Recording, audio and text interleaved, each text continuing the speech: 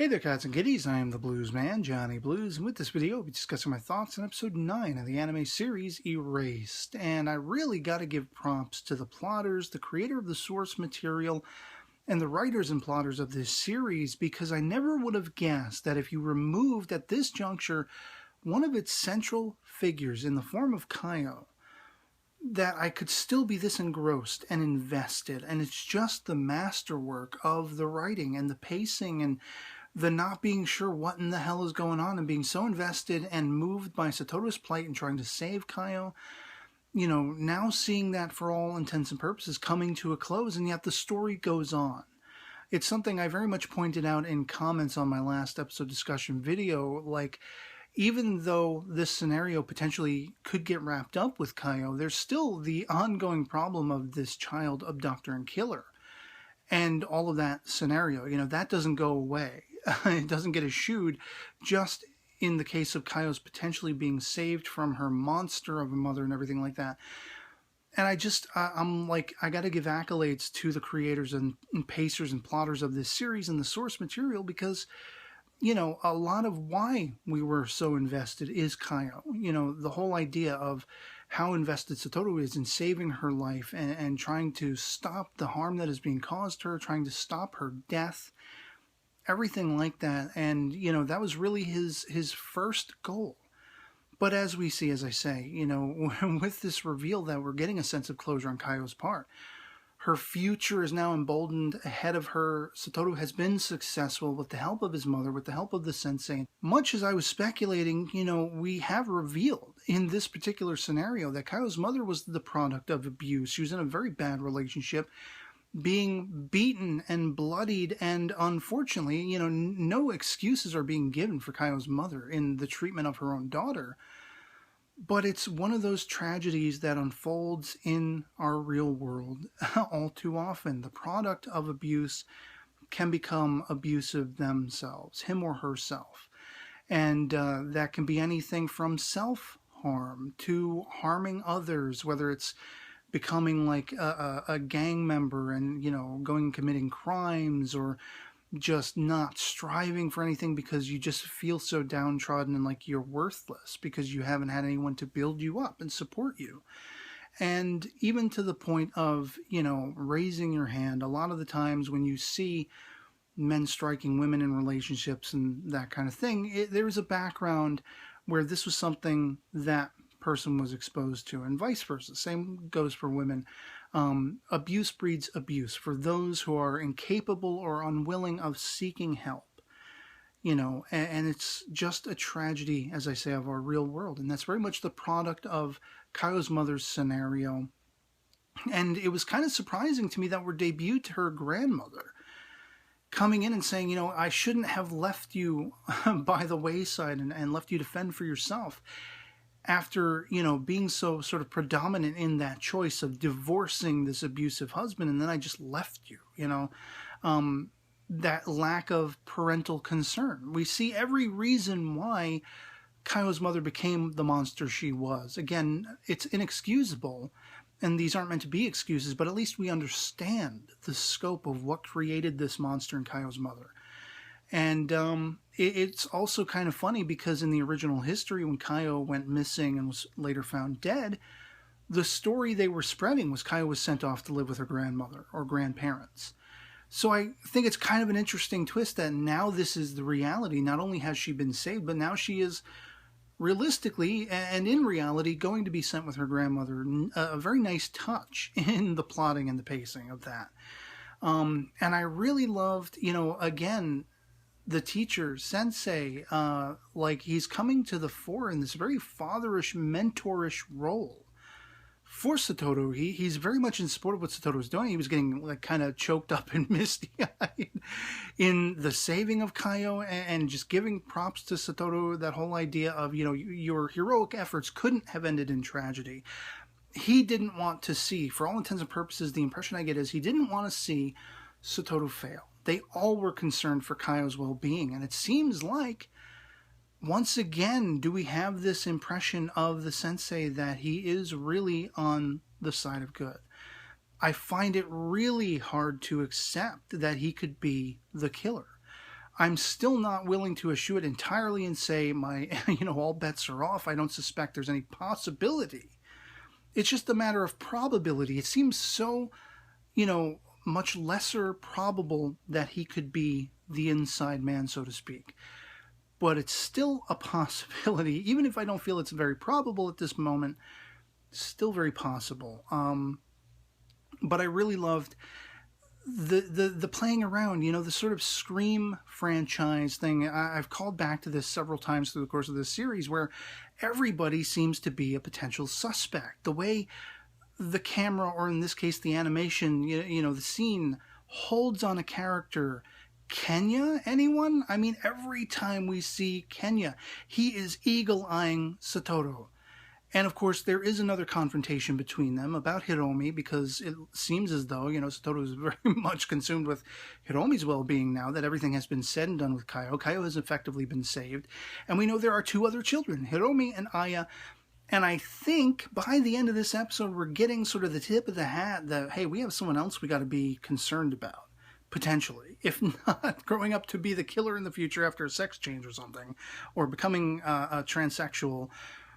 The sort of bad girl in the class who was trying to pin the lunch money having been stolen by Kaio in an earlier episode, she's all pissy at the end of the episode, leaving the class when Kenya and Hiromi, or whatever it is, Satoru, are going off and they're going to go do something, and some of the other kids are going to go follow them because they've been told to stay back.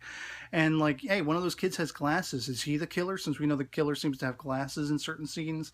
I don't know. But the whole idea is the episode ends with that girl leaving her class by herself in a very bad mood.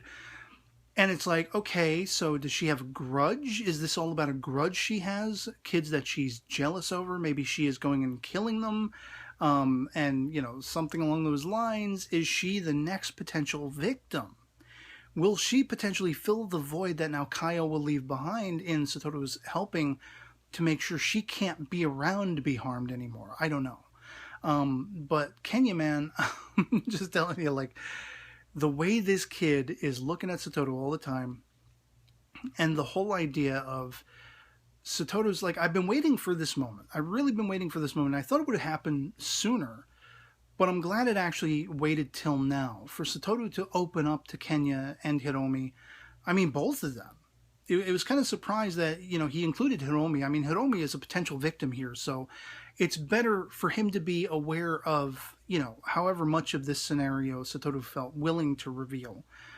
And they don't know whether to believe him. Honestly, if you were in that position, you wouldn't know whether to believe this kid, your friend who's kind of been sketchy and everything like that.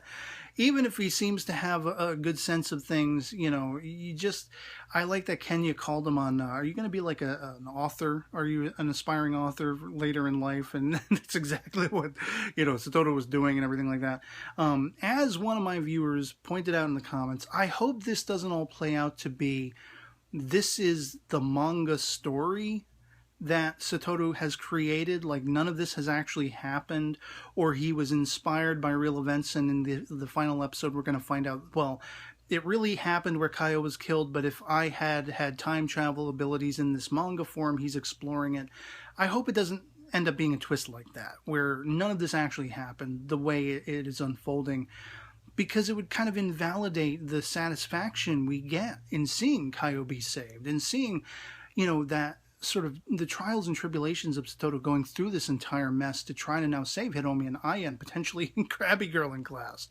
If that is sort of made and rendered invalid by it being fiction that Satoru created, I don't want to see it, any sort of twist along those lines, because of how invested we have been. And it's, calling back to that Scream thing with the sensei in the car. Of course, you have Satoru, he's following Aya, he's planning and plotting out the time of day. She goes to cram school, she's on her way home, where along her the course of her daily journeys, her daily routine, could a killer actually potentially kidnap her and make off with her and everything like that. And of course he's interrupted by his mother, who went all Saitama and had to get all the sales in the store the one day, and has to have him help carry the stuff home. And Sensei just happens to be driving by, conveniently enough, on the same path, I might add, adding to that, it's still a possibility that Sensei's our man, Sensei's our killer. He's on the same route as Aya, one of the victims, so I don't know, but, you know, and then the whole thing, like, you know, he's having that very much mentorish conversation, that is to say, Satoru with the Sensei about trying to introduce himself to a girl who doesn't know he exists and everything like that. Sensei's kind of a homebody. We get the sense he's not very assertive. I know exactly how that feels. I'm not assertive at all. So I know exactly what Sensei's going through and what he's talking about. But he has some logical estimations of how you might approach a girl. You know, find a common interest.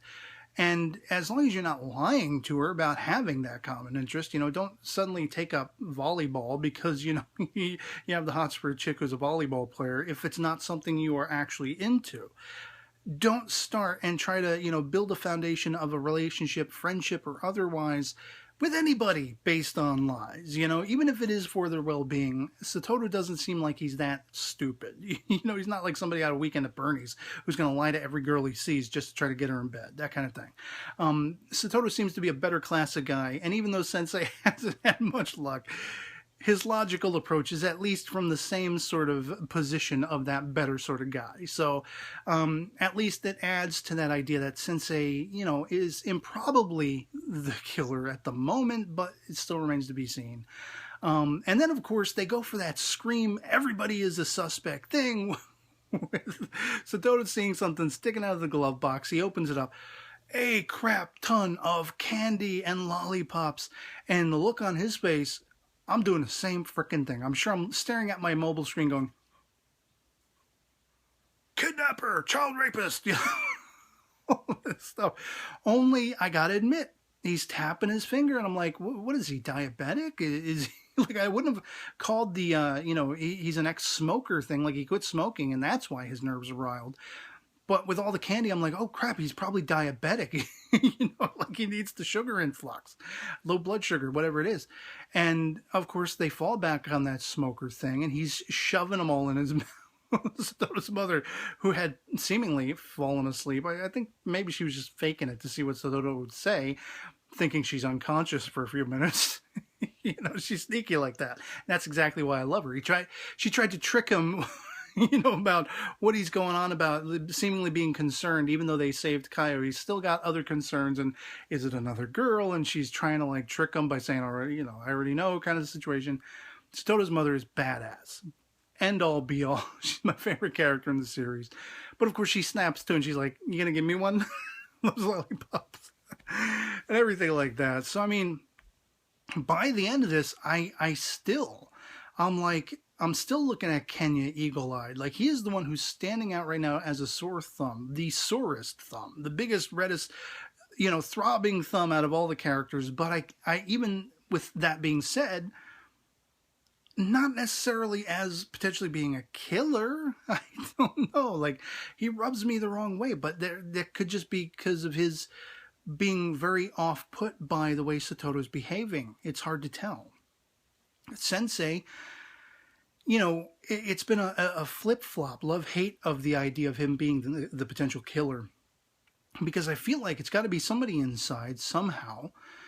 And of course, it's only after Satoru reveals to the sensei, after the sensei's questioning him about where did they keep Kaio before bringing her home. And he just blatantly tells him about this hideout, this abandoned bus. And then, of course, when the kids, Satoru, Kenya, and Hiromi go and investigate, everything has been taken out of there. You know, the boxes have been ripped apart. All the stuff that was, you know, hidden in there, the backpack, the killer's backpack with all those murder implements are all gone. So, I mean, again, it seems to give you the impression, well, it could be the sensei. And I know, you know, some of you guys who've been watching my coverage of the series, you're really uber, like, willing to bet your money on the sensei. I just feel like, for me, there is just not enough sure footing for anybody, even at this stage in the game, even after sort of, you know, scoring over the OP animation and trying to make sense of it. Like, I'm not convinced it's the teacher. I'm really buying into, it could be a blatant misdirection, but I'm really buying into his being an honorable character. And it will be kind of somewhat surprising to me to find out that, oh, he is the killer. But I mean, if the reasoning is sound, I'll be fine with it. It's just a matter of, is there going to be sound footing in the reveal of whoever the killer is, whoever this happens to be.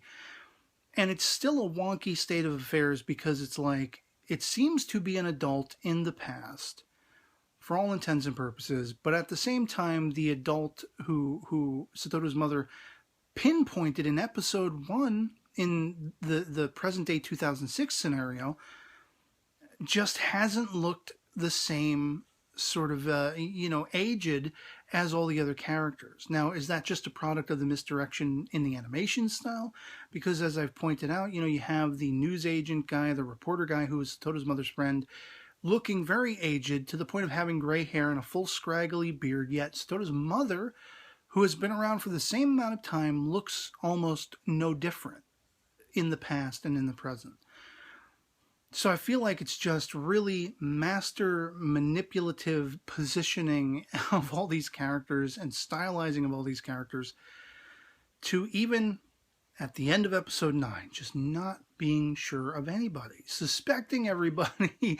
I mean, this show has even had me suspecting Satoru in a future incarnation. What if he goes bat guano insane in the future and somehow a future incarnation of himself is controlling himself, and these visions, these crossing paths with the killer, what if these are just mental impressions of something that has occurred while he was gone in the past and everything like that?